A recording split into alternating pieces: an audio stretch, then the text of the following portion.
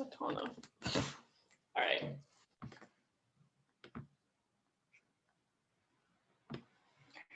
Hello, everyone. My name is Saira, and for the majority of my life, my parents have raised me on the statement of health is wealth.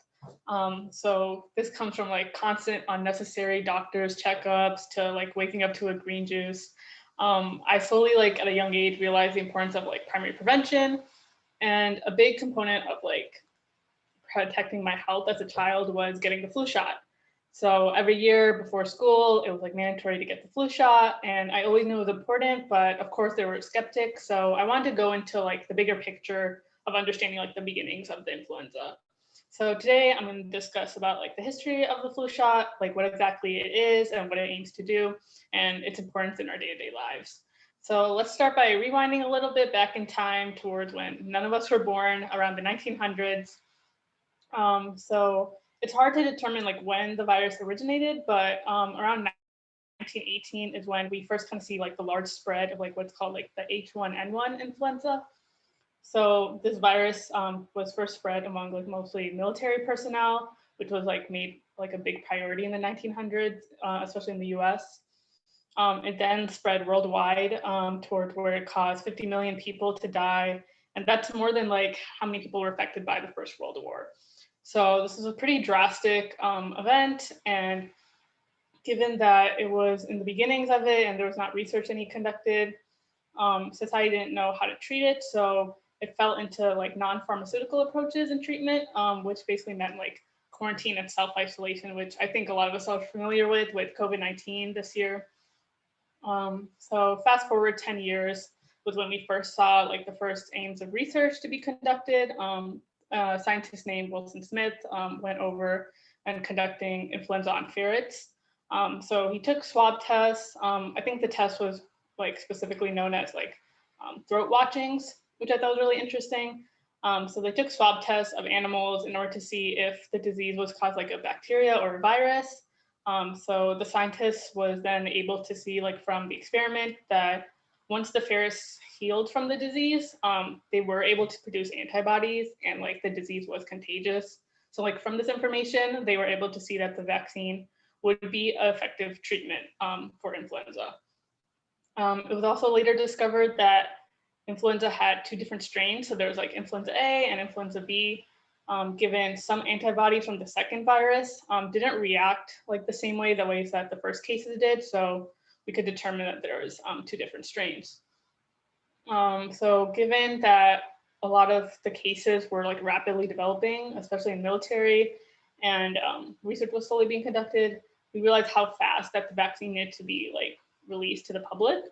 So finally, around 1945, the first flu vaccine was released, first to a large number of military personnel, given a large majority of the deaths were from their type of groups. So it was released to them, and then around a year later, it was released to the rest of society, and it was able to contact towards both strains. So that was the first aims of vaccine that we saw, but obviously over the years past, a bunch of new strains of the virus would arise and the research was constantly being evaluated. So given like the constant changes, the public health department of the US made it an issue or requirement that the vaccine be implemented annually. So that's why in schools now, it's like a requirement, like every year you all have to get like the vaccine at your local pharmacy. So now that we've gone over like the history of it, we can go into what exactly the flu shot is. So, and what exactly it does. So the flu shot aims to prevent the development of influenza, and influenza is basically a respiratory disease, and it causes symptoms like similar to the cold that we all know, like cough, and just like hard to breathe. And the virus associated with influenza is basically what's called the flu. So the flu shot aims to develop an immune response specific to providing specific antibodies and providing protection against further infections like pneumonia. It says to work about 6% of the time. So it's proven to be pretty effective so far. And so given the development of the vaccine, there's also like specific criteria, like when you go get the vaccine, it's not like anybody can get it. You have to be older than 6 months. So like it's not recommended for infants, given obviously their lung capacity is like not developed yet. And any flu vaccine symptoms, you can't have, like a fever when you go get it, and it has been shown to also, you can get it if you're 65 years and up. So all in all, we went over the history of the vaccine, of the flu, how it dates back in time all the way to the 1900s, where majority of military personnel were affected from the virus. And that's what led to, like, research being conducted on if antibodies would develop from the virus. The first themes of research we saw in ferret, there was also research also in, like, mice and stuff from other scientists. Obviously, this was in a 10-year span, so, like, there were many different scientists that were able to do research. We went over influenza vaccine, so how there's multiple different strains. There's 2 types of strain A and 1 type of strain B. And given military personnel deaths were rapidly going up in 1945, the vaccine was released. And now it helps so many people today be able to prevent the flu from developing.